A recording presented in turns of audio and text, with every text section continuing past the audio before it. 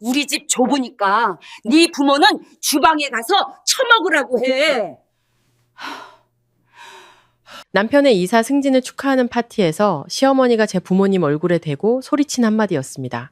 수년간 조용히 순종하며 살아온 며느리. 시어머니는 저와 제 부모님을 함부로 대해도 된다고 생각했겠죠. 하지만 제가 부모님의 손을 잡고 그 집을 나서는 순간 그들은 자신들의 미래를 손에 쥔 유일한 사람을 모욕했다는 사실을 꿈에도 몰랐을 겁니다.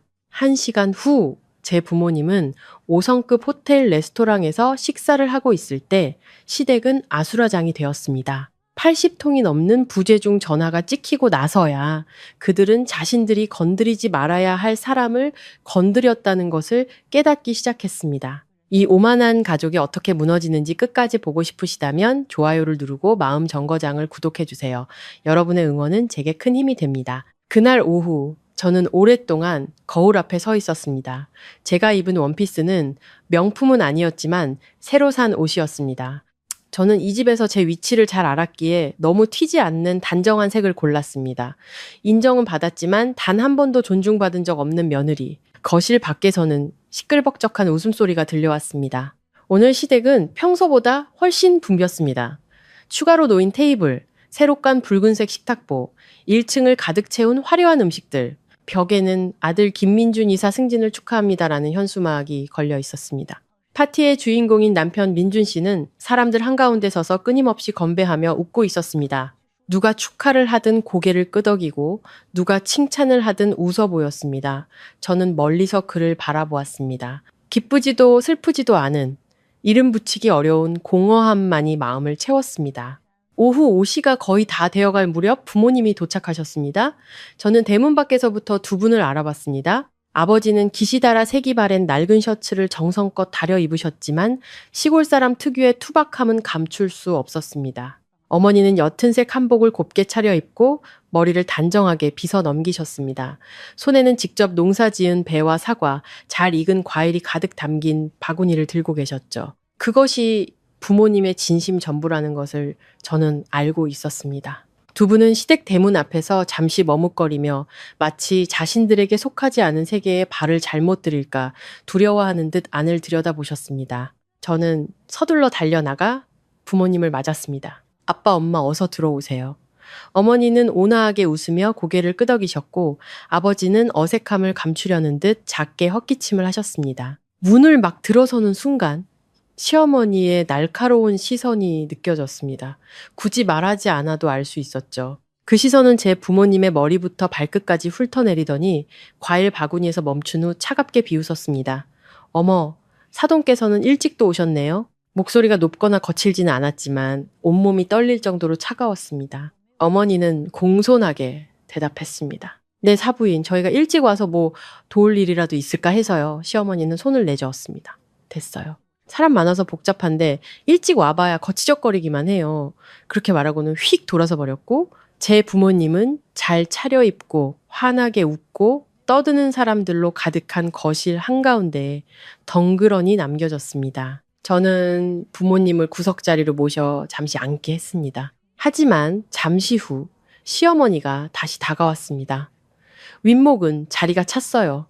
그녀는 단호하게 말했습니다. 임원분들이랑 우리 쪽 친척들 자리로 남겨둬야 하니까 주방 아래쪽에 빈자리 있으니 거기로 내려가서 앉으세요. 그게 편할 거예요. 저는 그 자리에 얼어붙었습니다. 온갖 음식 냄새가 진동하고 도우미 아주머니들이 들락거리는 주방.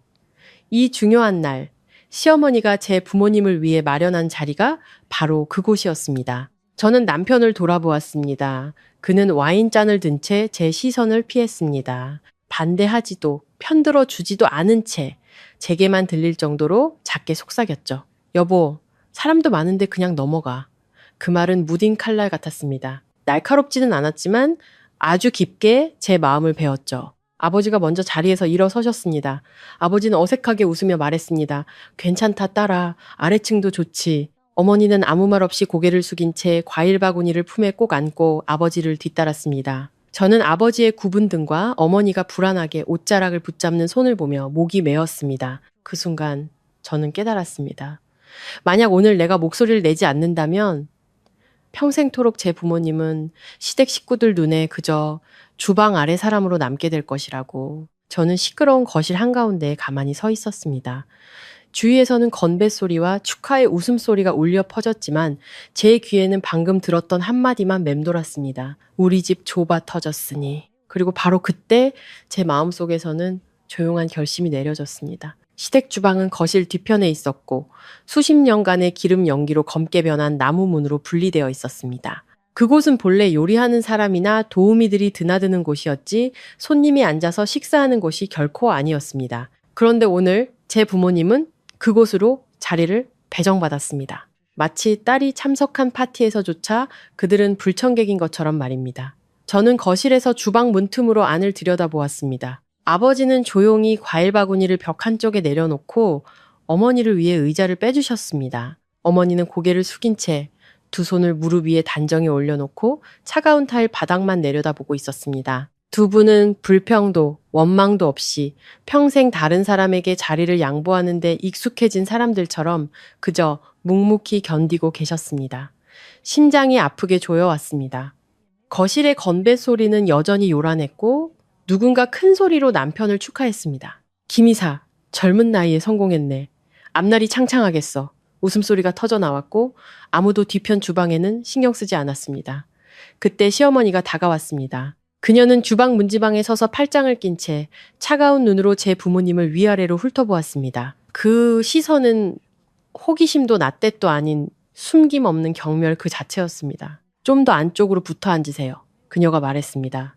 목소리는 가볍게 쏘아붙이는 듯 했지만 주방 안에 사람들에게는 똑똑히 들렸습니다.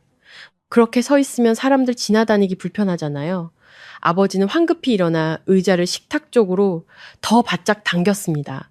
어머니도 허둥지둥 따라하셨죠. 저는 더 이상 참을 수 없어 주방 쪽으로 빠르게 걸어갔습니다. 어머님, 제 부모님은 말이 채 끝나기도 전에 시어머니가 휙 돌아서며 목소리를 높였습니다. 그 소리가 온 집안에 울려 퍼졌습니다.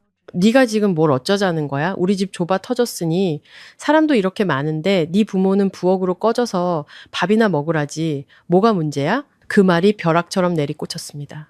어머니의 손이 떨리는 것이 똑똑히 보였습니다. 어머니는 입술을 굳게 깨물었고 눈에는 눈물이 그렁그렁했지만 차마 흘리지는 못했습니다. 아버지는 얼굴이 잿빛으로 변한 채 두 어깨가 몇 지에슨 더 내려앉은 듯 그 자리에 못 박혀 있었습니다.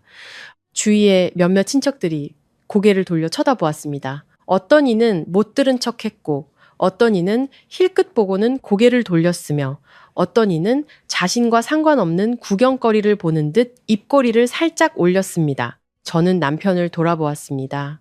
그는 멀지 않은 곳에 서서 여전히 와인잔을 들고 시선을 피하고 있었습니다. 제가 그를 똑바로 쳐다보며 변호의 한마디를 기다렸을 때 그는 그저 미간을 살짝 찌푸리며 목소리를 낮춰 말했습니다. 여보, 일 크게 만들지 마. 오늘 좋은 날이잖아. 하리만 인드리스터 of 좋은 날. 저는 목구멍으로 비웃었지만 소리는 나지 않았습니다. 누구에게 좋은 날일까요? 건배를 받으며 칭송받는 사람의 좋은 날일까요? 아니면 윗목에 앉아 배불리 먹는 사람들의 좋은 날일까요? 제 부모님은 하인처럼 주방으로 내쫓겼는데도요, 저는 숨을 깊게 들이마셨습니다. 그 순간의 공기는 너무나 무거워서 주방 천장의 환풍기가 덜컥거리며 돌아가는 소리마저 선명하게 들렸습니다. 시어머니는 여전히 그곳에 서서 마치 당연한 것을 가르쳤다는 듯 승리감에 찬 눈빛을 하고 있었습니다. 그리고 바로 그 순간 저는 한 가지를 분명히 깨달았습니다. 만약 오늘 내가 이 분노를 삼킨다면 평생토록 제 부모님은 이런 대우를 받으며 살게 될 것이라고. 저는 부모님을 다시 한번 바라본 후 고개를 들었습니다. 제 입가에는 아주 옅은 미소가 번졌습니다. 저 자신도 놀랄 만큼의 미소였습니다. 화해를 구하는 미소도 인내하는 미소도 아닌 마침내 일어서기로 결심한 사람의 미소였습니다. 주방 안의 공기는 기름 냄새, 뜨거운 음식 냄새, 그리고 앞쪽 파티의 소란스러움이 뒤섞여 숨 막힐 듯 답답했습니다. 마치 밀폐된 방에 갇힌 기분이었습니다. 시어머니는 여전히 팔짱을 낀 채 의기양양한 표정으로 서 있었습니다. 그녀는 이번에도 제가 이전의 수많은 날들처럼 침묵하고 인내하고 눈물을 삼키며 조용히 넘어갈 것이라고 확신했을 겁니다. 하지만 이번에는 그녀가 틀렸습니다. 저는 몸을 숙여 어머니의 손을 잡았습니다. 평생의 고생으로 거칠고 마른 손이었습니다. 제가 손을 잡자 어머니는 깜짝 놀라며 걱정 가득한 눈빛으로 저를 바라보셨습니다. 얘야, 괜찮다. 그냥 두렴. 아버지도 서둘러 작게 말했습니다. 어디서 먹든 무슨 상관이냐. 다른 사람들 입에 오르내리게 하지 마라. 저는 부모님을 바라보며 가슴이 미어지는 듯한 슬픔을 느꼈습니다. 평생 자식을 위해 사셨고 평생 남에게 패 끼치는 것을 두려워하셨습니다. 그리고 오늘 제 앞에서 모욕을 당하면서도 여전히 딸의 평화를 지켜줄 생각만 하고 계셨습니다. 저는 어머니의 손을 더 꽉 잡았습니다. 아빠, 엄마, 저는 천천히 하지만 한 글자 한 글자 분명하게 말했습니다. 오늘 우리 여기서 식사 안 해요. 크지 않은 목소리였지만 근처에 있던 몇몇 사람들에게는 충분히 들렸습니다. 한 친척이 고개를 돌려 쳐다봤고 거실에 웃음소리가 점차 잦아들었습니다. 시어머니는 순간 멈칫하더니 미간을 찌푸렸습니다. 너 지금 뭐라고 했어? 저는 똑바로 서서 부모님의 손을 잡고 주방을 나섰습니다. 그 순간 거실의 모든 것이 느려지는 듯 했습니다. 건배 소리가 템고 대화 소리가 잦아들었습니다. 호기심 어린 시선, 의심하는 시선, 그리고 드라마를 기대하는 시선까지 모든 시선이 우리에게 쏠렸습니다. 남편은 제가 나오는 것을 보고 안색이 순식간에 변했습니다. 그는 서둘러 다가와 목소리를 낮췄습니다.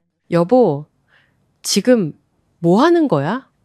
무슨 일 있으면 조용히 말로 해. 사람들 앞에서 나 망신시키지 말고.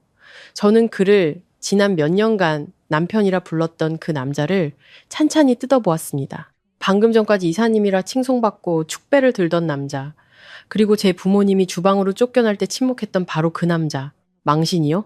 저는 이상할 정도로 평온한 목소리로 되물었습니다. 당신은 장인 장모님이 주방으로 쫓겨나는 건 망신스럽지 않으세요? 그는 말문이 막혔습니다. 그가 대답하기도 전에 시어머니가 큰 소리로 외쳤습니다. 이 서방네, 또 무슨 수작이야? 손님들이 이렇게 많은데 어딜 가려면 나중에 가. 집 한가운데 서서 난리 피우지 말고. 저는 그녀를 돌아보았습니다. 이번에는 그 시선을 피하지 않았습니다. 어머님, 걱정 마세요. 저는 높지도 낮지도 않지만 조용한 공간 속에서 분명하게 울리는 목소리로 말했습니다. 난리 피우는 거 아니에요. 그냥 제 부모님 모시고 식사로 가는 거예요. 두 분이 제대로 대접받을 수 있는 곳으로요. 뒤쪽에서 작게 웅성거리는 소리가 들렸습니다. 누군가는 속삭였습니다. 어머, 진짜 가나 봐. 누군가는 고개를 저었습니다. 며느리가 참 대바라졌네. 저는 신경 쓰지 않았습니다. 저는 몸을 숙여 구석에 있던 과일 바구니를 아버지 손에 들려드렸습니다. 아빠, 이거 좀 들어주세요. 그리고 어머니의 팔짱을 끼고 곧장 문으로 향했습니다. 부모님은 당황하며 망설이는 걸음을 옮기셨습니다. 얘야, 제발 이러지 마라. 저는 부모님께만 들릴 정도로 작게 속삭였습니다. 오늘은 저한테 맡기세요. 시댁의 문이 열리고 바깥에 불빛이 쏟아져 들어올 때 등 뒤에서 시어머니의 분노에 찬 목소리가 들렸습니다. 이 문 밖으로 나가면 다시 돌아올 생각 마라. 후회해도 소용없어. 저는 잠시 멈춰 섰습니다. 고개를 돌리지는 않았습니다. 그저 미소만 지었죠. 전화를 걸어야 할 사람은 제가 아닐 테니까요. 시댁의 문이 등 뒤로 닫혔습니다.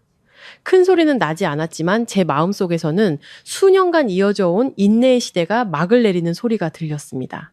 밖은 이미 어둑어둑해져 있었습니다. 집 앞 도로는 여전히 차들로 붐볐고 노란 가로등 불빛이 길 위에 번들거렸습니다. 집안보다 공기는 시원했지만 부모님은 마치 무언가 잘못한 사람들처럼 어색한 모습으로 천천히 걸으셨습니다. 아버지가 멈춰서서 주위를 둘러보며 낮은 목소리로 물었습니다. 이제 어디로 가니? 어머니는 걱정스럽게 제 손을 잡아 끌었습니다. 얘야, 그냥 우리 자취방으로 갔다가 내일 다시 얘기하자. 이렇게 일을 크게 만들면 사람들이 널 나쁘게 볼 거야. 저는 부모님을 바라보았습니다. 평생을 소박하게 살며 손해보고 인내하는 것에 익숙해져 무시당하는 것마저 당연하게 여기는 두 분을 저는 미소를 지었지만 목소리는 아주 단호했습니다. 자취방 안 가요. 오늘 제가 부모님께 식사 대접할게요. 아버지는 놀라셨습니다. 어디서? 저는 바로 대답하지 않고 휴대폰을 꺼냈습니다. 제 손은 부모님의 생각과 달리 아주 침착했습니다. 저는 주소록을 훑어보다가 아주 간단하게 저장된 번호 하나에서 멈췄습니다. 통화 버튼을 눌렀습니다. 신호음이 2번 울리기도 전에 상대방이 전화를 받았습니다. 네, 실장님. 젊은 남자의 목소리는 공손했고 평범한 식당 직원의 말투가 아니었습니다. 저는 짧게 말했습니다. 오늘 저녁 룸 하나 준비해 주세요. 세 사람. 지금이 피크 시간이라 상대방은 정확히 1초간 침묵하더니 바로 대답했습니다. 네, 알겠습니다. 바로 준비하겠습니다. 얼마 후에 도착하십니까? 30분. 네, VIP 룸 준비해 놓겠습니다. 저는 전화를 끊었습니다. 부모님은 당황한 눈빛으로 저를 바라보셨습니다. 어머니가 조심스럽게 물었습니다. 누구한테 전화한 거니? 저는 어머니의 팔짱을 끼며 부드럽게 말했습니다. 조금만 기다리시면 아실 거예요. 우리는 택시를 탔습니다. 차가 움직이기 시작했고 불 켜진 시댁이 뒤로 멀어졌습니다. 그곳에서는 아직 파티가 계속되고 있겠죠. 그곳에는 방금 전까지 축배를 들며 제가 감히 저 문 밖을 벗어나지 못할 것이라 생각했던 사람들이 있겠죠. 차 안에서는 아무도 말이 없었습니다. 아버지는 창밖을 바라보셨고 도시의 불빛이 아버지의 고단한 얼굴 위로 빠르게 스쳐 지나갔습니다. 어머니는 제가 분에 넘치는 일을 저지를까 두려운 듯 제 손을 꼭 잡고 있었습니다. 택시는 거대한 건물 앞에 멈췄습니다. 화려한 조명으로 빛나는 정면, 밤하늘에 선명하게 빛나는 간판. 아버지는 고개를 들어 그곳을 보고는 얼어붙었습니다. 여기는 어머니는 눈을 동그랗게 뜨고 떨리는 목소리로 말했습니다. 얘야, 여긴 5성급 호텔이잖니. 저는 택시비를 내고 어머니가 내리는 것을 도우며 미소 지었습니다. 네, 여기서 식사할 거예요. 부모님은 투명한 유리문 앞에서 망설이셨습니다. 안쪽으로는 고급스러운 공간, 정장을 차려입은 직원들, 그리고 격식 있는 손님들이 보였습니다. 네가 뭘 착각한 거 아니니? 아버지는 자신의 눈을 믿을 수 없다는 듯 다시 물었습니다. 저는 고개를 저었습니다. 바로 그때 자동문이 열렸습니다. 검은 정장을 입은 한 남자가 빠르게 다가와 깊이 고개를 숙였습니다. 오셨습니까, 실장님? 룸은 준비되었습니다. 두 분 모시고 이쪽으로 오시죠. 그 호칭에 부모님은 그 자리에 못 박힌 듯 서 계셨습니다. 어머니는 저를 돌아보며 두려움과 놀라움이 뒤섞인 눈으로 물었습니다. 방금 저 사람이 너를 뭐라고 부른 거니? 저는 그저 미소 지으며 부모님의 손을 잡고 안으로 들어갔습니다. 그 순간 주머니 속 휴대폰이 울리기 시작했습니다. 한 통, 그리고 또 한 통. 저는 받지 않았습니다. 지금쯤 시댁은 혼란이 시작되었을 테니까요.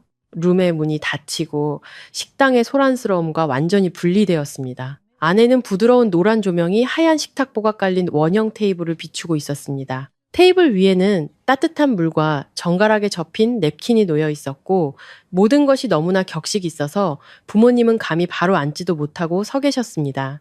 어머니는 주위를 둘러보며 목소리를 낮췄습니다. 얘야, 이런 데는 음식값이 엄청 비쌀 텐데 그냥 조금만 시키자. 아버지도 고개를 끄덕였습니다. 그래, 그냥 요기만 하고 집에 가자.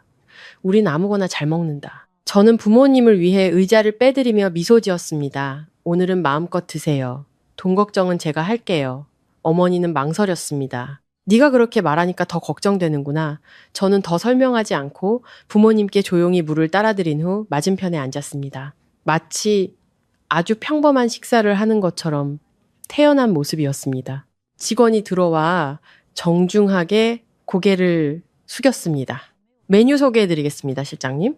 평소 드시던 걸로 준비해드릴까요? 아니면 어르신들 입맛에 맞게 주방장 특선으로 준비해드릴까요?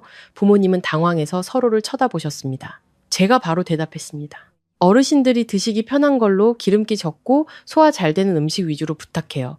네, 알겠습니다. 직원이 나가자 부모님은 한동안 조용히 앉아 계셨습니다. 어머니는 낯설면서도 조심스러운 눈빛으로 저를 바라보았습니다. 너는 어떻게 저 사람들이랑 그렇게 자연스럽게 얘기하니? 저는 가볍게 웃었습니다. 식사 다 하고 나서 말씀드릴게요. 음식은 하나씩 접시에 담겨 나왔고 너무나 아름답게 차려져 있어서 아버지는 이렇게 예쁘게 차려놓으니 먹기 아까울 정도네 라며 감탄하셨습니다. 하지만 한 입 맛보신 어머니는 조용히 고개를 끄덕이셨습니다.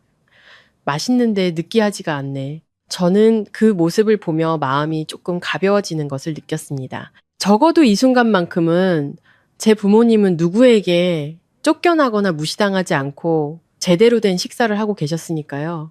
바로 그때 주머니 속 휴대폰이 울렸습니다. 한 번, 또 한 번, 그리고 연달아서 화면을 힐끗 보니 남편의 이름이 떠 있었습니다. 저는 휴대폰을 화면이 보이지 않게 뒤집어 놓았습니다. 1분도 채 되지 않아 화면이 다시 밝아졌습니다. 이번에는 시어머니였습니다. 그 다음은 시댁의 한 친척. 저는 받지 않았습니다. 아버지는 그것을 보고 조심스럽게 물었습니다. 무슨 일 있니? 저는 고개를 저었습니다.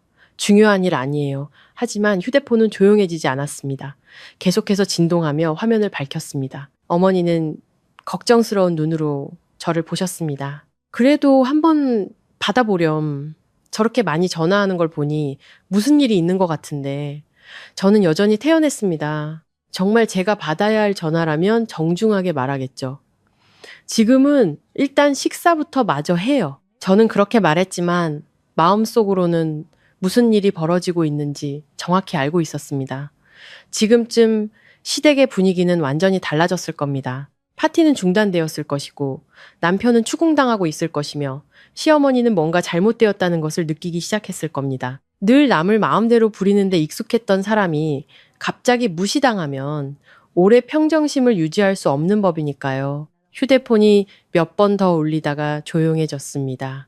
저는 물을 한 모금 마시고 아까보다 더 맛있게 식사하시는 부모님을 보며 생각했습니다. 1시간만 더 지나면 저 전화들은 더 이상 질책이 아니라 애원이 될 것이라고.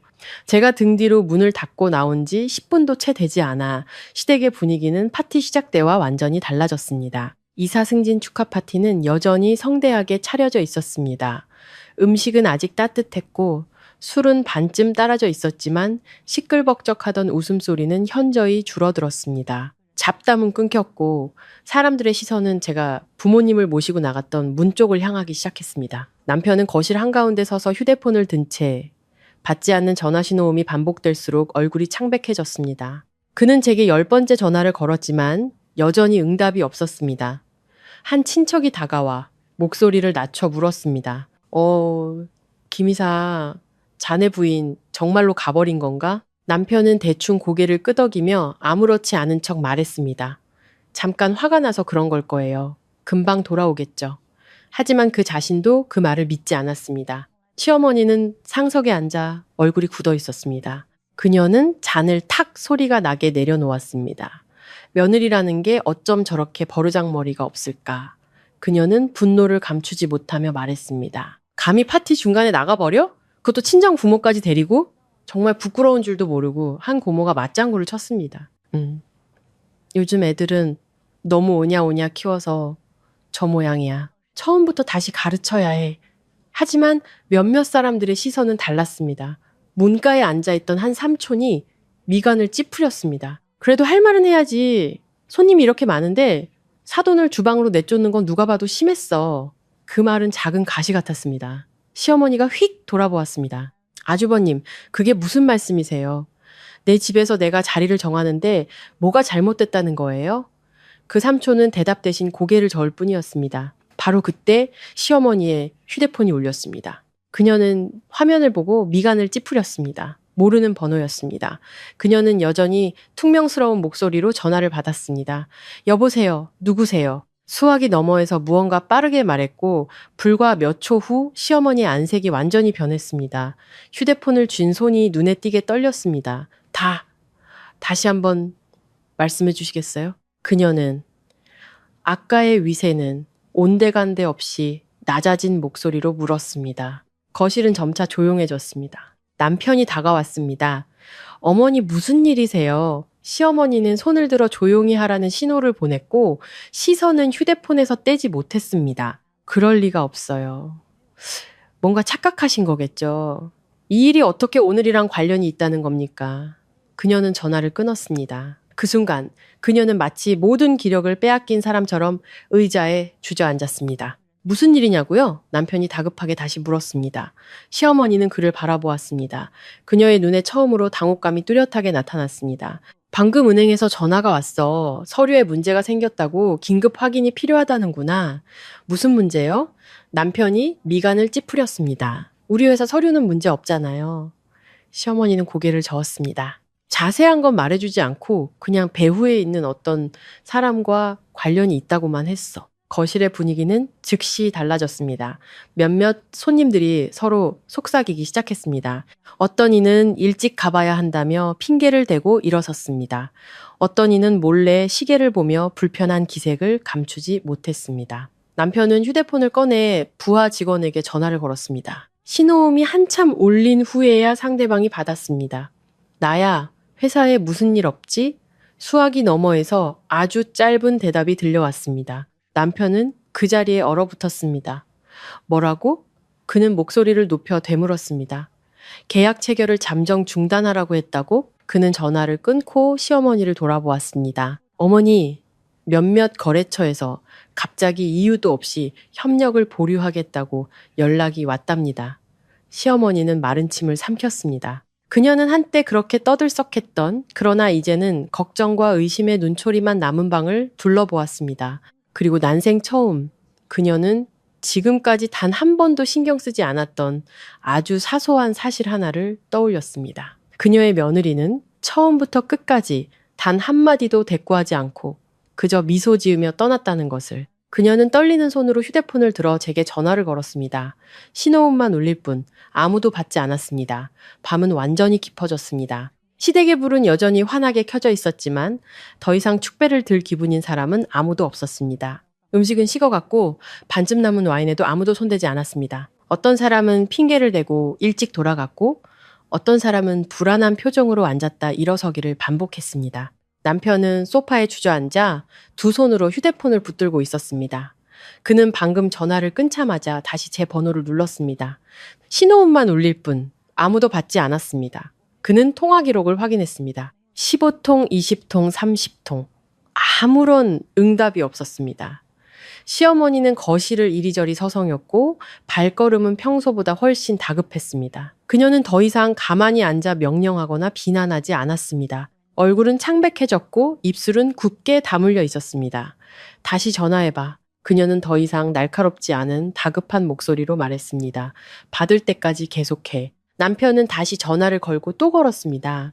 부재중 전화가 50통을 넘어섰을 때 그는 비로소 정말로 공포에 휩싸였습니다. 어머니, 그는 떨리는 목소리로 말했습니다. 세연 씨가 이렇게까지 제 전화를 안 받은 적이 없어요. 그 말에 시어머니는 걸음을 멈췄습니다. 그녀는 문득 깨달았습니다. 제가 이 집에 발을 들인 이후로 단 한 번도 큰 소리를 내거나 대들거나 소란을 피운 적이 없었다라는 것을. 그런데 오늘 저는 눈물 한 방울 없이 매달리지도 않고 뒤도 돌아보지 않고 깔끔하게 떠났습니다.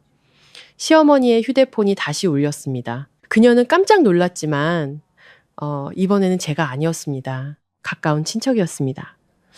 형님, 거래처에서 저한테 전화가 와서 이상한 걸 물어보네요.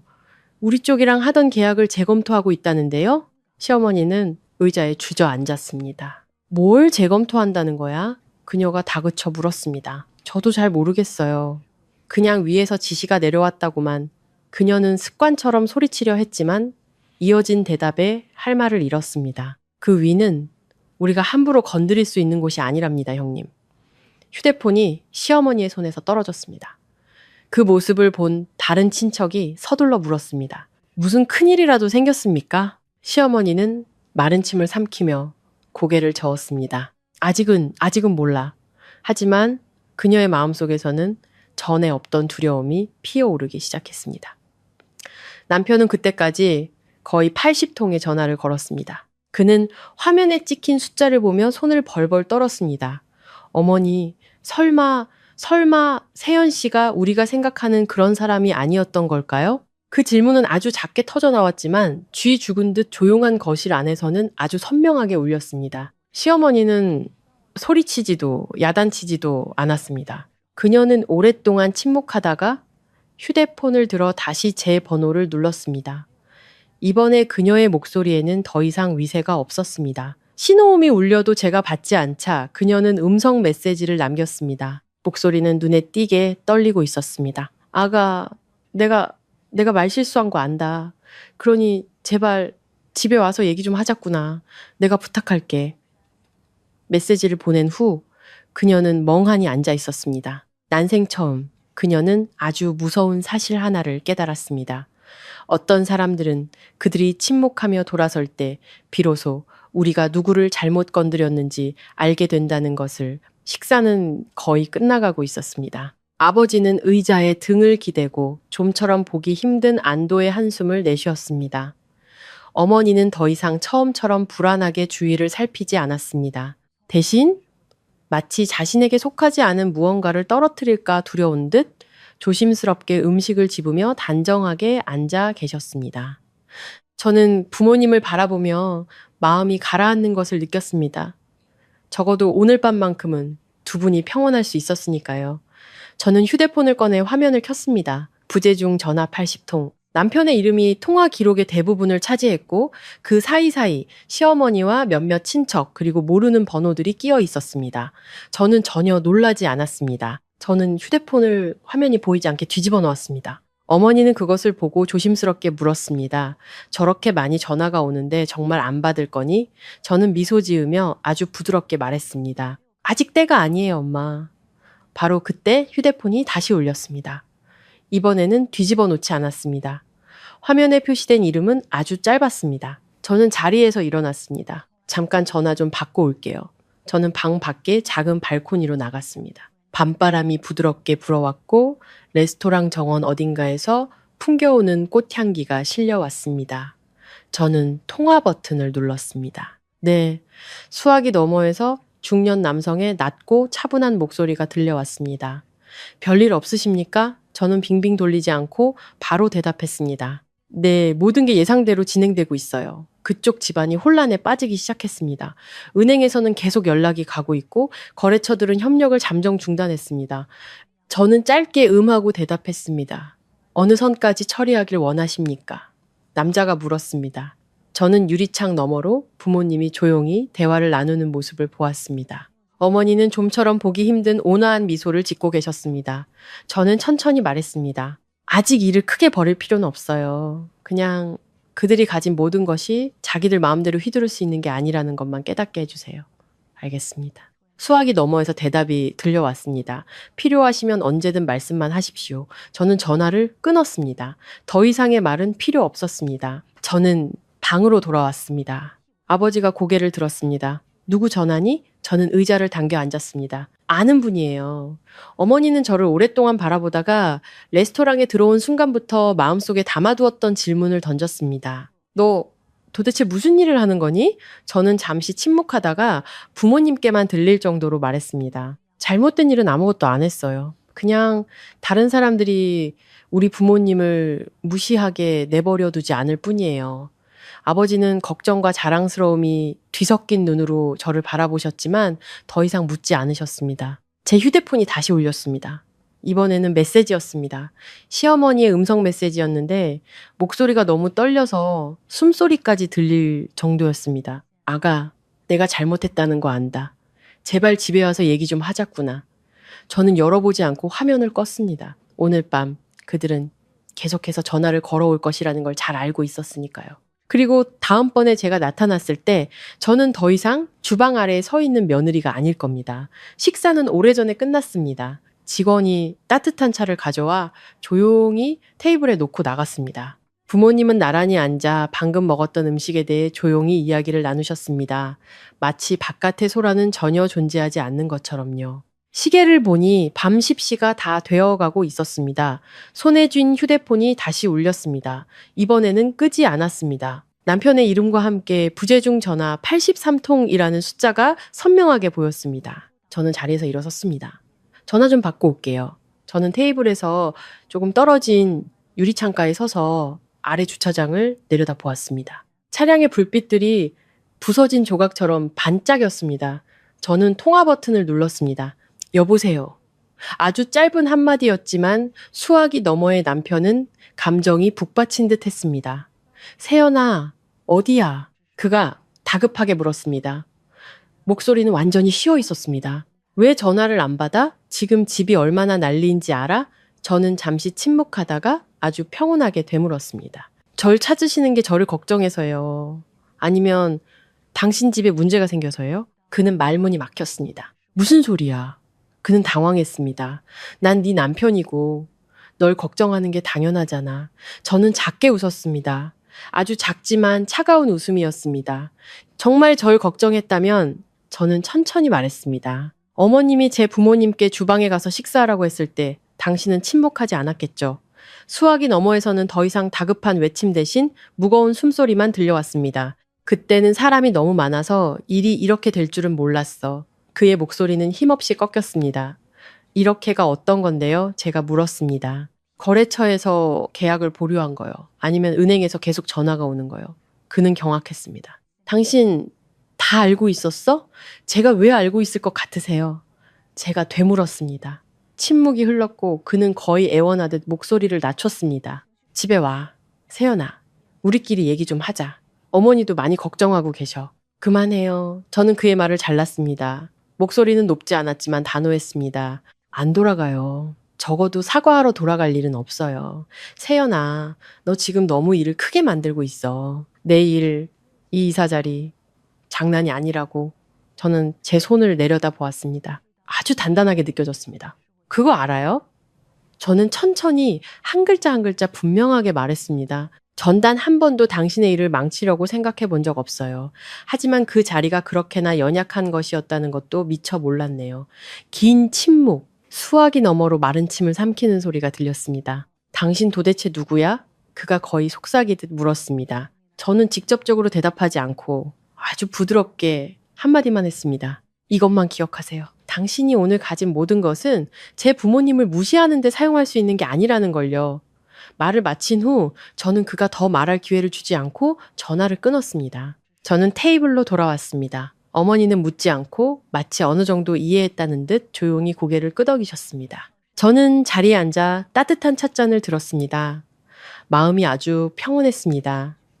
이 순간부터 가장 공포에 떨 사람은 더 이상 제가 아니라는 것을 알았기 때문입니다. 전화가 끊긴 후 남편은 거실 한가운데에 휴대폰을 든 채 멍하니 서 있었습니다. 아무도 감히 말을 걸지 못했습니다. 시어머니는 의자에 앉아 두 손을 깍지 낀 채 굳어 있었습니다. 그녀는 더 이상 서성이지도 소리치지도 비난의 말을 쏟아내지도 않았습니다. 그녀의 얼굴에는 난생 처음으로 상실의 두려움이라는 낯선 감정이 뚜렷하게 드러났습니다. 남편이 먼저 입을 열었습니다. 목소리는 쉬어 있었습니다. 세연 씨, 안 돌아온대요. 시어머니는 바로 대답하지 않았습니다. 그녀는 잠시 전까지만 해도 웃음소리로 가득했던 반짝이는 거실 바닥을 내려다보았습니다. 파티는 언제 끝났는지 아무도 기억하지 못했습니다. 다만 지금 이 집이 무서울 정도로 텅 비었다는 것만 알 뿐이었습니다. 걔가 다른 말은 안 하더냐? 그녀가 조용히 물었습니다. 목소리에는 더 이상 위험이 없었습니다. 말했어요. 남편이 대답했습니다. 그런데 평소에 세연 씨 같지가 않아요, 어머니. 그냥 화가 난 것 같지가 않아요. 시어머니는 눈을 감았습니다. 근처에 앉아있던 한 친척이 조심스럽게 입을 열었습니다. 아무래도 우리가 사돈댁에 가서 먼저 사과를 해야 하지 않을까? 오늘 우리가 너무 심했잖아. 몇 시간 전이었다면 시어머니는 그 말을 단칼에 잘랐을 겁니다. 하지만 이번에는 아무런 반응이 없었습니다. 그저 아주 무거운 한숨만 내쉴 뿐이었습니다. 사과라. 이제 그렇게 간단한 문제가 아닐 것 같구나. 무슨 말씀이세요, 형님? 고모가 되물었습니다. 시어머니는 잠시 망설이다가 천천히 말했습니다. 아까 은행에서 어떤 이름을 언급했어. 방안은 순식간에 조용해졌습니다. 지금까지 다시는 들을 일이 없을 거라고 생각했던 이름이었지. 남편이 고개를 들었습니다. 무슨 이름인데요, 어머니? 시어머니는 마른 침을 삼키고 거의 속삭이듯 말했습니다. 네, 아내가 몇 년 전 우리 회사를 구해준 그 배후의 인물과 관련이 있는지 물어보더구나. 공기가 얼어붙었습니다. 남편은 경악했고 나이든 한 삼촌은 미간을 찌푸렸습니다. 그게 무슨 소리야? 그 일은 오래전에 끝난 거 아니었나? 시어머니는 눈을 떴습니다. 시선에는 불안감이 가득했습니다. 끝났다고 생각했기에 내가 이렇게 방심했던 거야. 그녀는 아들을 돌아보았습니다. 너 우리 회사가 거의 부도날 뻔했던 거 기억하니? 네가 아직 승진하기 전 빚더미에 앉고 은행에서 독촉이 빗발치던 때 말이다. 남편은 고개를 끄덕였습니다. 어떻게 있겠어요. 그때 누군가 보증을 서주지 않았다면 회사는 망했을 거예요. 그럼 그 사람이 누군지는 알고 있니? 시어머니가 물었습니다. 그는 고개를 저었습니다. 나타나지 않으셨어요. 서류에 서명만 하고는 사라지셨죠. 시어머니는 쓴 웃음을 지었습니다. 그래. 그런데 방금 은행에서 내게 물어보더구나. 내 며느리가 바로 그쪽과 관련된 사람이 아니냐고. 방아는 죽음 같은 침묵에 휩싸였습니다. 한 친척이 내뱉었습니다. 말도 안 돼. 그 애는 그렇게 평범해 보였는데 평범했기 때문에 시어머니가 떨리는 목소리로 말했습니다. 내가 신경 쓰지 않았던 거야. 남편은 의자에 주저앉았습니다. 그의 머릿속에서 흩어져 있던 조각들이 맞춰지기 시작했습니다. 나의 태어남, 집을 나설 때의 미소, 은행의 전화, 거래처의 외면, 그리고 전화기 너머로 들려온 나의 마지막 한마디. 그는 속삭였습니다. 만약 정말 세연 씨가 시어머니는 아들을 바라보며 난생 처음으로 큰 소리치지 못했습니다. 내일 그녀가 말했습니다. 무슨 수를 써서든 그 애가 있는 곳을 찾아내야 한다. 명령하거나 책망하기 위해서가 아니야. 정중하게 대화를 요청하기 위해서다. 그녀는 잠시 말을 멈추고 거의 갈라지는 목소리로 덧붙였습니다. 만약 우리가 정말로 건드리지 말아야 할 사람을 모욕한 거라면 우리가 치러야 할 대가는 단순히 파티 하나로 끝나지 않을 테니까.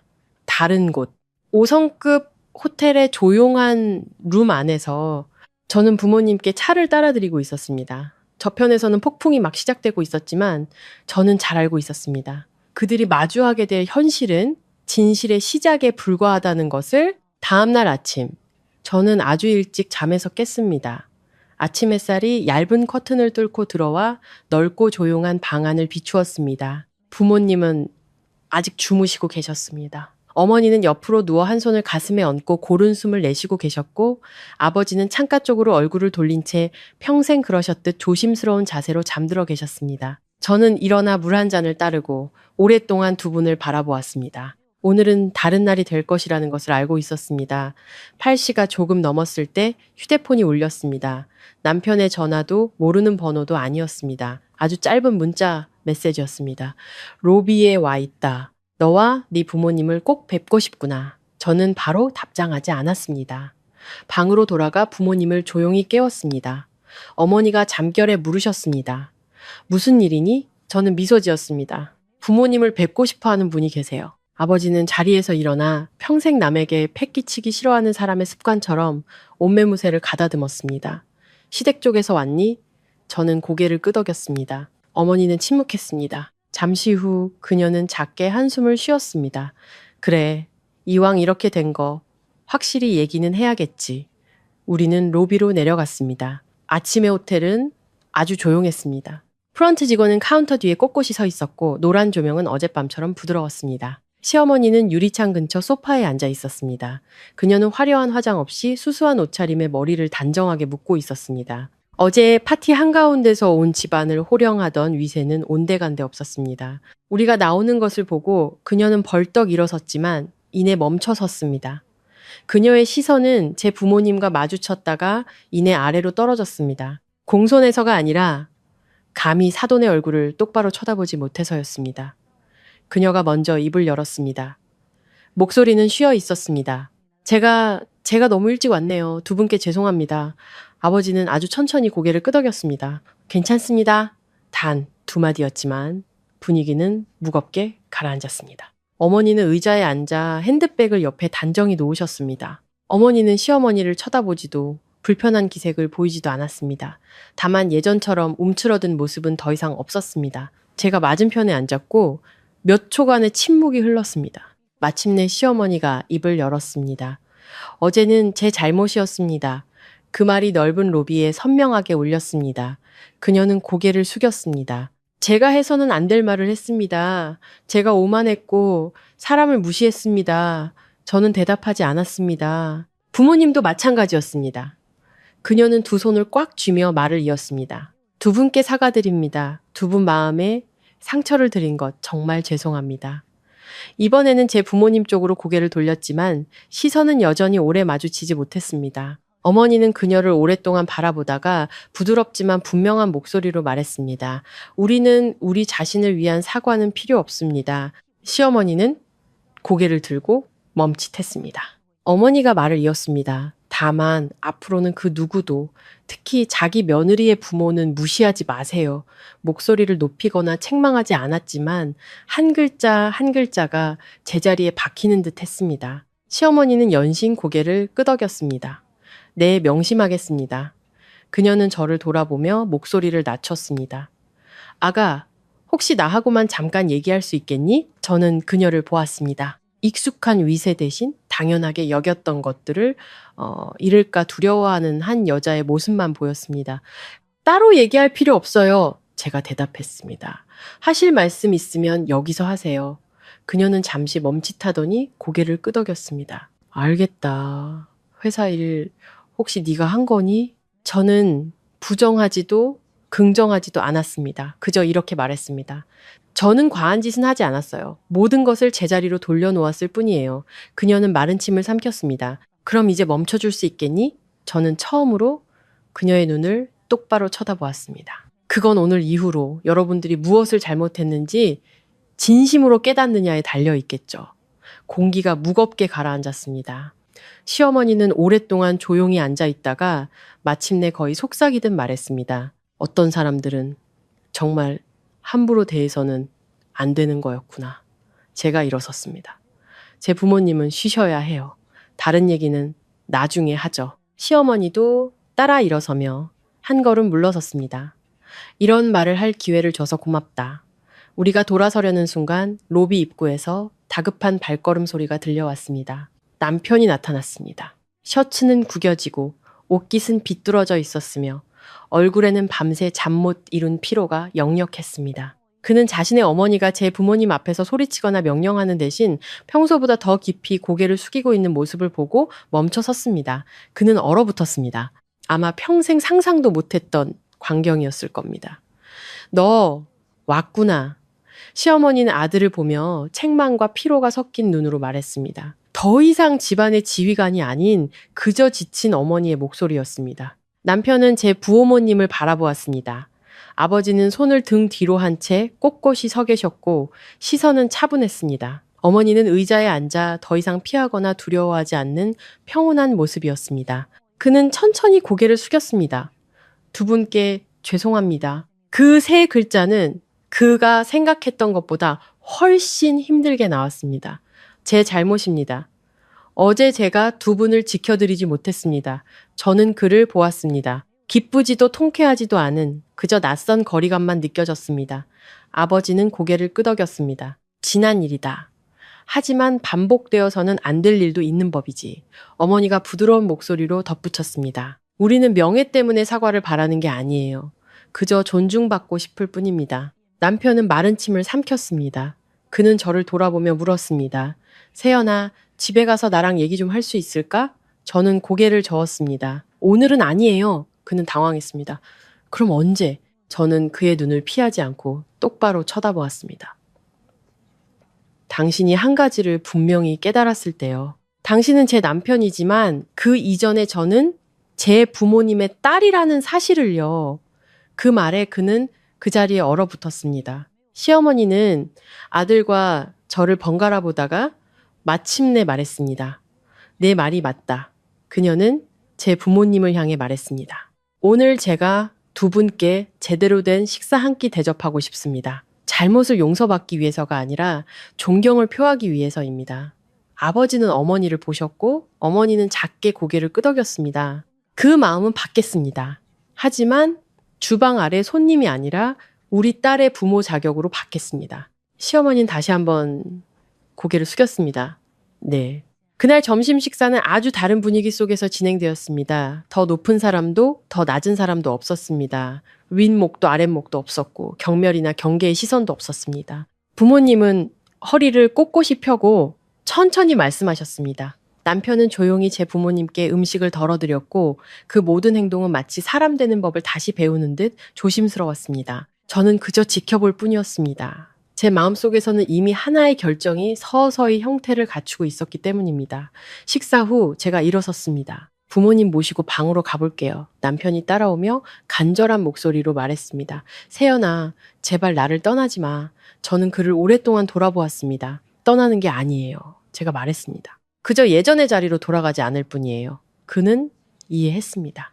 그리고 저는 처음으로 그의 눈에서 분노가 아닌 진정한 상실의 두려움을 보았습니다. 오후는 느리게 흘러갔습니다. 부모님은 방으로 돌아가 쉬셨습니다. 문은 조용히 닫혔지만 제게는 그것이 보이지 않는 경계선처럼 느껴졌습니다. 과거에 제가 감수했던 것과 앞으로 절대 감수하지 않을 것 사이의 경계선. 남편은 복도에 서 있었습니다. 그는 기다렸습니다. 부르지도 붙잡지도 않고 그저 자신이 너무 오랫동안 잘못된 곳에 서 있었다는 것을 깨달은 사람처럼 서 있었습니다. 제가 밖으로 나갔습니다. 얘기 좀 해. 그가 먼저 입을 열었습니다. 목소리는 낮고 진지했습니다. 전부 다. 저는 고개를 끄덕였습니다. 우리는 아무도 없는 작은 응접 공간에 앉았습니다. 그의 어머니도 제 부모님도 없었습니다. 한때 부부였던 두 사람만 남아 있었습니다. 앞으로 어떻게 할 생각이야? 그가 물었습니다. 저는 바로 대답하는 대신 되물었습니다. 만약 어제 제가 부모님을 모시고 일어나지 않았다면 당신은 두 분께 사과할 생각을 했을까요? 그는 침묵했습니다. 그 침묵이 바로 대답이었습니다. 그렇다면 제가 천천히 말했습니다. 제게 앞으로 뭘 할 거냐고 묻지 마세요. 우리가 아직 같은 편에 서 있는지부터 물어야죠. 그는 고개를 들었습니다. 난 당신을 선택해. 저는 그의 눈을 똑바로 보았습니다. 아니요. 그는 얼어붙었습니다. 당신이 저를 선택한 건 제가 말을 이었습니다. 모든 걸 잃을 위기에 처했을 때가 아니라 가장 어려운 순간에 제 편에 설 용기가 있었을 때여야 했어요. 그는 고개를 숙이고 두 손을 깍지 꼈습니다. 내가 잘못했어. 하지만 고칠 수 있어. 한 번은 고칠 수 있겠죠. 제가 말했습니다. 하지만 평생의 습관도 고칠 수 있을까요? 그는 대답하지 못했습니다. 바로 그때 아버지가 나오셨습니다. 엿들으려던 것이 아니라 우리가 너무 오래 얘기하는 것 같아 나와 보신 것이었습니다. 아버지는 우리에게 앉으라는 손짓을 했습니다. 아버지는 남편을 오랫동안 바라보았습니다. 책망도 무거운 말도 없었습니다. 그저 인생의 대부분을 살아온 한 남자의 시선이었습니다. 자네, 아버지가 낮고 차분한 목소리로 입을 열었습니다. 어제 내가 왜 아무 말도 하지 않았는지 아는가? 남편은 고개를 저었습니다. 보고 싶었기 때문일세. 아버지가 말을 이었습니다. 자네가 스스로 어디에 서 있는지 알고 있는지. 그 말에 그는 멈칫했습니다. 아버지는 한 글자 한 글자 분명하게 말했습니다. 남편이 된다는 건 그저 중간에서 양쪽을 조용히 시키는 게 아닐세. 남편이 된다는 건 설령 그 선택 때문에 다른 사람에게 미움을 받더라도 옳은 편을 선택하는 것일세. 그곳은 쥐 죽은 듯 조용했습니다. 내 딸은 아버지는 저를 보셨습니다. 어려서부터 고생을 많이 했지. 더 나은 삶을 살기 위해 시집을 간 게 아닐세. 그저 자기 부모가 무시당하지 않게 해줄 한 사람이 필요했을 뿐이야. 아버지는 다시 남편을 보았습니다. 자네가 그걸 할 수 있다면 이 가족에게는 아직 길이 있겠지. 하지만 그렇지 않다면 아버지는 잠시 말을 멈추었습니다. 일찍 손을 놓는 것이 서로에게 좋은 일일세. 남편은 아무 말도 하지 않았습니다. 아주 오랫동안. 마침내 그는 일어나서 아주 깊이 고개를 숙였습니다. 알겠습니다. 변명도 애원도 없는 단 4글자였습니다. 저는 그를 보았습니다. 마음속에 더 이상 분노도 맹목적인 희망도 없었습니다. 그저 냉정한 깨달음만이 남았을 뿐입니다. 저는 아버지를 보며 말했습니다. 아빠, 고맙습니다. 아버지는 고개를 끄덕였습니다. 제가 걸음을 옮길 때 저는 분명히 알았습니다. 오늘 이후로 모든 것은 예전으로 돌아갈 수 없다라는 것을 하지만 바로 그 때문에 저는 더 이상 고개 숙이지 않고 앞으로 나아갈 수 있을 겁니다. 그날 저녁 저는 창가에 홀로 앉아 있었습니다. 밖은 도시의 불빛으로 화려했고 삶은 아무 일 없다는 듯 계속되고 있었습니다. 다만 제게는 모든 것이 새로운 페이지로 넘어간 후였습니다. 남편은 충분한 거리를 둔 채 제 등 뒤에 서 있었습니다. 생각은 다 정리했어? 그가 피곤하지만 진심 어린 목소리로 물었습니다. 저는 돌아보지 않았습니다. 어제 당신이 주방에서 침묵했던 그 순간부터 생각했어요. 그는 주먹을 꽉 쥐었습니다. 내가 변할게. 당신 편에 설게. 어머니께도 확실히 말씀드릴게. 저는 그를 돌아보았습니다. 분노도 원망도 아닌 그저 예전 같지 않은 믿음. 당신 말이 맞아요. 제가 대답했습니다. 당신은 변할 수 있겠죠. 하지만 저는 더 이상 당신이 용기를 내는지 아닌지를 기다리며 이 결혼 생활을 이어가고 싶지 않아요. 그는 얼어붙었습니다. 이혼하자는 거야? 저는 망설임 없이 고개를 끄덕였습니다. 가난해서 혹은 부유해서 당신을 떠나는 게 아니에요. 저는 아주 평온한 목소리로 말했습니다. 평생 다른 사람에게 제 부모님을 존중하는 법을 가르치고 싶지 않아서 떠나는 거예요. 그는 의자에 오랫동안 주저앉아 있다가 마침내 쉰 목소리로 대답했습니다. 내가 졌어. 카밍 오로보 권력 때문에, 돈 때문에 진 것이 아니었다. 너무 오랫동안 잘못된 자리를 선택했기 때문에 진 것이었다. 다음 날 아침, 저는 부모님과 함께 아침 식사를 하러 갔습니다. 이번에는 앞서는 사람도 아래 앉는 사람도 없었습니다. 그저 우리 세 사람이 진짜 가족처럼 조용히 웃고 이야기할 뿐이었습니다. 어머니가 저를 보며 조심스럽게 물었습니다. 마음이 아프지는 않니? 저는 고개를 저었습니다. 너무 오래 참았던 게 아쉬울 뿐이에요. 아버지는 제 어깨에 손을 얹었습니다. 제때 일어설 줄 아는 것이 진짜 강한 거다. 도시 저편에서는 시댁이 대가를 치르기 시작했습니다. 시끄러운 소문이나 불명예는 없었지만 그들이 당연하게 여겼던 것들이 사실은 얼마나 연약했는지 깨닫기에는 충분했습니다. 시어머니가 제게 마지막으로 한 번 전화를 걸어왔습니다. 아가, 돌아와 달라고 부탁할 염치는 없구나. 그녀는 지친 목소리로 말했습니다. 그저 원망만은 말하다오. And there's more again. 저는 아주 부드럽게 대답했습니다. 원망하지 않아요. 하지만 돌아가지도 않을 거예요. 전화는 끊겼습니다. 저는 휴대폰을 껐습니다. 저는 앞에서 천천히 걷고 계신 부모님을 보았습니다. 거의 평생을 함께 걸어온 두 분의 뒷모습. 그리고 난생 처음으로 딸 옆에서 고개 숙이지 않고 걷고 계셨습니다. 저는 알았습니다. 오늘부터 저는 제 가치를 증명하기 위해 결혼이 필요하지 않다는 것을. 그리고 제 부모님은 다시는 그 누구의 주방 아래에서도 식사할 일이 없을 것이라는 것을. 그날 밤 저는 잠을 이루지 못했습니다. 슬퍼서도 아쉬워서도 아니었습니다. 머릿속에서 기억의 조각들이 천천히 떠올랐기 때문입니다. 마치 난생 처음으로 누구를 위해 변명할 필요 없이 모든 것을 처음부터 끝까지 차분하게 돌아볼 수 있게 된 것 같았습니다. 방은 조용했고 벽시계는 규칙적으로 똑딱거렸습니다. 부모님은 일찍 잠드셨습니다. 이전보다 훨씬 깊고 평온한 잠이었습니다. 저는 그 집을 나온 이후로 두 분이 말씀은 안 하셨지만 마음이 훨씬 가벼워지셨다는 것을 알고 있었습니다.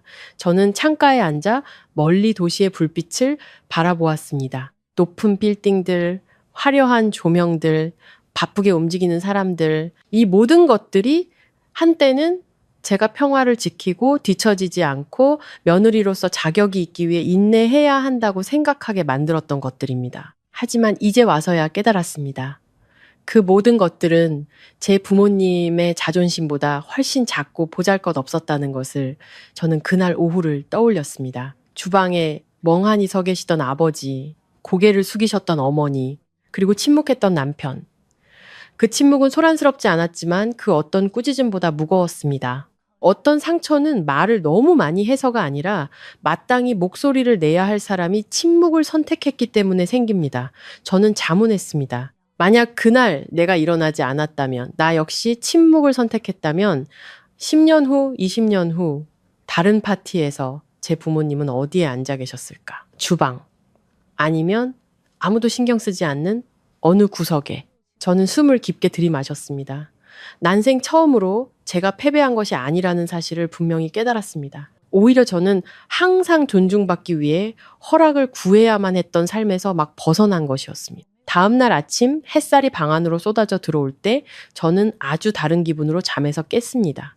불안하지도 가슴이 답답하지도 않았습니다. 그저 너무 오랫동안 지고 있었다는 사실조차 몰랐던 무거운 짐을 내려놓은 듯한 이상한 해방감만이 느껴졌습니다. 아버지는 차를 끓이고 계셨고 어머니는 아침 식사를 준비하고 계셨습니다. 아주 평범한 일상. 하지만 그 풍경 속에서 저는 이전에 미처 보지 못했던 것을 보았습니다. 부모님은 천천히 살고 계셨고 더 이상 두려워하지 않으셨습니다. 어머니는 저를 보며 아주 부드럽게 물었습니다. 후회하지 않니? 저는 생각할 필요도 없이 고개를 저었습니다. 네, 엄마. 어머니는 잠시 침묵하다가 고개를 끄덕였습니다. 그럼 됐다. 단 세 글자였지만 저는 그것이 저를 위한 대답일 뿐만 아니라 딸을 위해 인내해왔던 지난 모든 세월에 대한 어머니 자신의 대답이라는 것을 이해했습니다. 저는 방으로 돌아와 휴대폰을 열었습니다. 전 남편에게서 온일지 않은 메시지가 있었습니다. 아주 짧았습니다. 너무 늦게 깨달아서 미안해. 저는 그 문장을 오랫동안 바라보다가 화면을 껐습니다.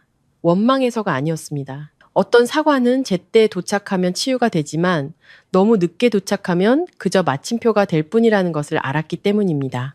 그리고 제게 그 이야기는 이제 닫을 때가 되었습니다. 새 집은 크지 않았습니다.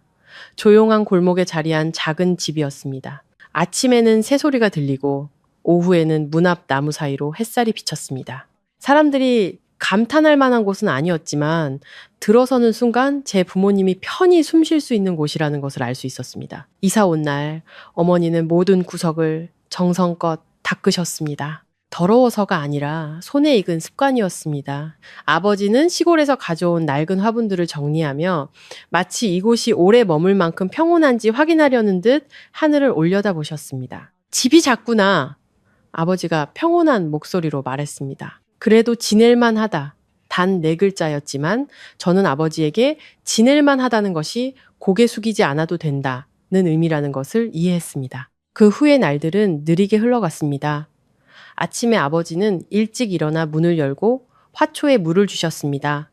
시계를 보거나 서두를 필요가 없었죠. 어떤 날은 새로 돋아난 어린 잎사귀를 보며 한참을 서 계시다가 혼자 미소 짓기도 하셨습니다. 어머니는 요리를 하셨습니다. 누군가의 시간에 맞추거나 짜다 싱겁다 눈치를 볼 필요 없이 오직 우리 가족의 입맛에 맞게 요리하셨습니다. 어떤 날은 아주 간단한 음식을 해놓고도 제가 일하느라 밥대를 놓칠까봐 저를 불러 함께 식사하셨습니다. 어느 점심 온 가족이 식사를 하다가 어머니가 문득 말씀하셨습니다. 오랜만에 밥 먹는데 체하지가 않네. 저는 멈칫했습니다. 아버지는 젓가락을 내려놓고 어머니를 오랫동안 바라보다가 고개를 끄덕였습니다. 그래, 오랜만이지. 아무도 더 설명하지 않았습니다. 하지만 우리 셋은 모두 알고 있었습니다. 지난 세월 동안 아무리 잘 차려진 밥상에 앉았어도 마음속에는 항상 무언가 내려가지 않는 덩어리가 있었다는 것을. 오후가 되면 어머니는 캔마루에 앉아 낡은 옷들을 정리하셨습니다. 아끼기 위해서가 아니라 소박한 삶에 익숙하셨기 때문입니다. 하지만 이번에 저는 어머니에게서 아주 다른 점을 발견했습니다. 경계하는 기색이나 주위를 살피는 눈빛 대신 여유로움이 느껴졌습니다. 어머니는 마침내 자신만의 시간을 갖게 된 사람처럼 모든 것을 천천히 하셨습니다. 어느 날 이웃이 들러 물었습니다. 댁에 따님이랑 같이 사시나 봐요? 어머니가 부드럽게 웃으며 대답했습니다. 네, 우리 딸이에요. 더 이상의 설명도 하소연도 없었습니다. 하지만 저는 그 목소리에서 예전에는 감히 드러내지 못하셨던 자부심을 느낄 수 있었습니다. 저녁에는 온 가족이 TV를 보았습니다. 아버지는 종종 중간에 조르셨고 어머니는 얇은 담요를 덮어주셨습니다. 아주 익숙한 행동이었지만 더 이상 예전 같은 걱정스러운 기색은 없었습니다. 저는 두 분을 보며 문득 가슴이 뭉클해지는 것을 느꼈습니다. 부모님이 평생 필요했던 것은 그저 평온하게 지낼 수 있는 곳이었다는 것을. 부유하거나 남보다 나을 필요 없이 그저 무시당하지 않는 곳. 잠들기 전 어머니가 제 방에 들어와 작게 말씀하셨습니다. 우리는 걱정하지 마라. 지금이 딱 좋다. 저는 어머니의 손을 잡았습니다. 두 분을 너무 힘들게 해드려서 죄송해요. 어머니는 고개를 저으셨습니다. 내 탓이 아니다. 그냥 우리가 너무 오래 참았을 뿐이지. 그날 밤 저는 창틈으로 스며드는 바람 소리를 들으며 아주 평온한 마음으로 누웠습니다. 앞으로 해결해야 할 일이 많겠지만 적어도 제 부모님은 더 이상 그 누구의 주방 아래에서도 식사할 일이 없을 것이라는 것을 알았습니다. 그리고 제게는 그것만으로도 이미 승리였습니다. 그날 이후 시댁에서는 더 이상 일을 크게 벌이려는 기색이 없었습니다. 다급한 전화도, 재촉하는 문자도, 결국 돌아올 수밖에 없을 거이라는 말도 더 이상 들려오지 않았습니다. 모든 것이 아주 조용하게 진행되었습니다. 하지만 그 침묵이야말로 사람을 가장 불편하게 만드는 것이었습니다. 전 남편은 평소보다 늦게 출근했습니다. 그에게서는 더 이상 자신감 넘치고 바쁜 모습은 찾아볼 수 없었습니다. 회의는 길어졌고 미간을 찌푸리는 일이 잦아졌으며 마치 다시는 돌아오지 않을 무언가를 기다리는 사람처럼 오랫동안 휴대폰을 멍하니 쳐다보는 일이 많아졌습니다. 그의 이사직함은 그대로였지만 권력은 예전 같지 않았습니다. 친했던 거래처들은 말을 아꼈습니다. 어떤 이는 계획을 재검토해야 한다는 핑계를 댔고 어떤 이는 약속을 잡았다가 취소했습니다. 한때는 사람들로 북적였던 사교 모임도 이제는 몇몇 얼굴만 보일 뿐이었고 모두가 이전보다 훨씬 조심스럽게 말했습니다. 시어머니는 그 변화를 아주 빨리 알아차렸습니다. 그녀는 말로 표현하지 않았지만 저는 그녀가 왜 모든 것이 그렇게 빨리 변했는지 정확히 알고 있다는 것을 알았습니다. 어느 날 오후 그녀는 회사로 전 남편을 찾아갔습니다. 책망하기 위해서가 아니라 아주 조용히 한 가지를 묻기 위해서였습니다. 아직 그 애랑 연락하니? 그는 고개를 저었습니다. 그녀는 의자에 앉아 창밖을 보며 목소리를 낮췄습니다. 예전에는 그 애가 순한 게 약해서 그런 줄로만 알았다. 그녀는 씁쓸하게 웃었습니다. 알고 보니 가장 순한 사람이 아무 말도 할 필요가 없을 때 가장 무서운 사람이더구나. 그는 대답하지 않았습니다. 그 역시 방금 그 사실을 깨달았기 때문입니다. 그 후에 식사 시간, 한때 시끌벅적했던 그 집은 텅 빈 것처럼 조용해졌습니다. 더 이상 아무도 큰 소리로 말하거나 자랑하지 않았습니다. 돈과 지위에 대한 이야기는 사라지고 그 자리를 아주 긴 침묵이 대신했습니다. 한 번은 한 친척이 무심코 물었습니다. 그 며느리는 요즘 어떻게 지낸대? 시어머니는 젓가락을 내려놓고 아주 천천히 말했습니다. 잘 지내. 단 3글자였지만 아무도 감히 더 묻지 못했습니다. 모두가 알고 있었기 때문입니다. 어떤 사람들에게는 그저 잘 지내는 것만으로도 아주 무거운 대답이 된다는 것을 이쪽에서 저는 더 이상 그들의 소식을 듣지 못했습니다. 그들이 어려움을 겪지 않아서가 아니라 더 이상 제게 그런 이야기를 할 자격이 있는 사람이 없었기 때문입니다. 그날 저녁 제가 부모님과 함께 앉아 있을 때 어머니가 물으셨습니다. 그쪽에서 더 이상 널 귀찮게 하진 않니? 저는 고개를 저었습니다. 네, 엄마. 아버지는 고개를 끄덕이며 아주 천천히 말했습니다. 그럼 이제 깨달았겠구나. 저는 아버지를 보았습니다. 무엇을요? 침묵하는 모든 사람이 만만한 것이 아니며 인내하는 모든 사람이 설 자리가 없는 것이 아니라는 것을, 그리고 어떤 가족이든 대가를 치르지 않고 함부로 무시할 수 있는 가족은 없다는 것을. 그날 밤 저는 꿈도 꾸지 않고 아주 깊이 잠들었습니다. 아주 오랜만에 제 인생이 진정으로 다른 방향으로 나아가고 있다는 것을 확신할 수 있었기 때문입니다. 그 후 제 삶은 익숙한 리듬을 되찾았습니다. 소란스럽거나 큰 변화는 없었지만 모든 것이 제자리를 찾아가는 느낌이었습니다. 아침이면 부모님을 모시고 동네를 산책했습니다. 아버지는 낮은 나무가 늘어선 길을 좋아하셨고 어머니는 단골 채소 가게를 유심히 보셨습니다. 두 분의 대화는 아주 사소했습니다. 오늘 나무에 새잎이 났네. 어제 끓인 국이 좀 짰어. 하지만 제게는 세상에서 가장 편안한 소리였습니다. 저는 다시 일에 복귀했습니다. 더 이상 누구의 아내냐고 묻는 사람도 의심의 눈초리로 보는 사람도 없었습니다. 저는 제 능력만으로 일했고 누구의 뒤에 설 필요 없이 결정을 내렸으며 매일 저녁 어떤 역할에도 빚진 감정 없이 사무실을 나섰습니다. 어떤 이가 호기심에 조심스럽게 물었습니다. 설명 같은 거 안 하실 거예요? 적어도 사람들이 실장님이 어떤 분인지 알게는 해야죠. 저는 웃었습니다. 제가 누구인지는 제가 아는 것만으로도 충분해요. 저는 잘 알고 있었습니다. 내가 충분히 올바르게 살면 설명은 저절로 따라오거나 혹은 더 이상 필요 없게 된다라는 것을 어느 날 저녁 옛 지인에게서 문자가 왔습니다. 요즘 많이 달라지셨다고 들었어요. 저는 그 문장을 오랫동안 바라보았습니다. 달라졌다고? 저는 제가 달라졌다고 생각하지 않았습니다. 그저 더 이상 잘못된 자리에 놓이는 것을 받아들이지 않을 뿐이었습니다. 예전과 달리 저는 더 이상 남의 시선을 두려워하지 않았고 체면을 잃을까, 서툴러 보일까, 혹은 눈치 없어 보일까 걱정하지 않았습니다. 그런 두려움들은 스스로가 허락할 때만 존재하는 것이었습니다. 어느 날 저녁 부모님과 식사를 하는데 어머니가 제게 생선살을 발라주시며 말씀하셨습니다. 이제 널 보면 마음이 놓인다. 아버지는 고개를 끄덕였습니다. 넌 아무것도 증명할 필요 없다. 지금처럼 살면 돼. 그 두 마디는 제게 그 어떤 칭찬보다 큰 의미였습니다. 그날 밤 저는 거울 앞에 서서 제 자신을 보았습니다. 화려한 화장도 억지로 감춘 피곤함도 없었습니다. 그저 평범한 한 여자. 하지만 더 이상 거짓된 평화를 위해 자존심을 팔아서는 안 된다는 것을 아는 여자였습니다. 저는 불을 끄고 누웠습니다. 머릿속에는 더 이상 만약에 그랬더라면 같은 후회가 없었습니다. 그저 한 가지 분명한 확신만이 남았을 뿐입니다. 이 인생에서 나는 다시는 누군가에게 자리를 구걸하기 위해 돌아가지 않을 것이라고, 그리고 그것이 제가 새로운 삶을 시작하는 방식이었습니다.